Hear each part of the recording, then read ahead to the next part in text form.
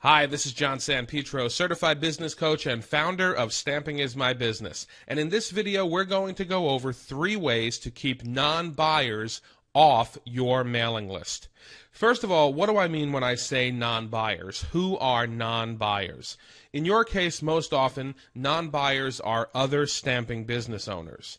And while they may genuinely enjoy what you do, or, frankly, they may just want to copy what you're doing, whatever the reason they're on your list, it's really not a good idea to have a mailing list filled with non-buyers. It's actually important to keep your mailing list clean.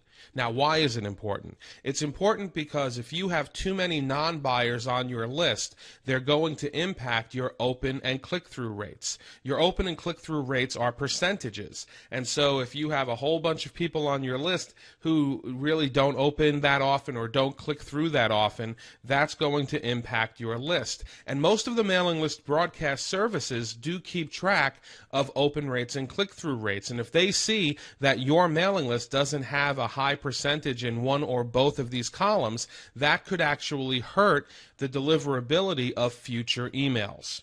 The other reason, if that doesn't matter to you, is that, quite frankly, you're paying for those non-buyers. Most mailing list broadcast services charge by the number of subscribers you have to your list. So if all of those people are on your list, it's a pretty good chance that you may be paying the next level up in terms of price point. So for a lot of different reasons, you really want to make sure that you keep your list as clean as possible. And I'm going to share with you 3 strategies that could help you keep those non-buyers off your list. The first strategy is don't publicize your blog and your business in groups that primarily attract other stamping business owners. If you go on to one of these groups and you're basically saying, hey, go check out my blog, you're basically saying that to a group of other stamping business owners. And you know what's going to happen? They're going to actually go check out your blog. And what that means is you're basically driving a whole bunch of non-buyer traffic. Once you drive them to your site, they're going to sign up for your mailing list. And now you have a bunch of non-buyers on your mailing list. Even though it's nice to get the accolades of your fellow stamping business owners, from a business standpoint, it doesn't make a lot of sense to publicize in groups that are primarily attracting other stamping business owners. The second strategy is don't list yourself in blog roles filled with other stamping business owners.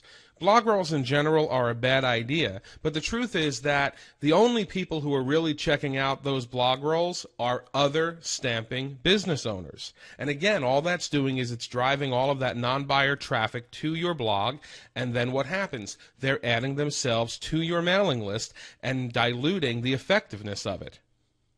The third strategy is do not participate in blog tours that are just filled with other stamping business owners. And this is actually a really, really bad thing to do for a lot of reasons.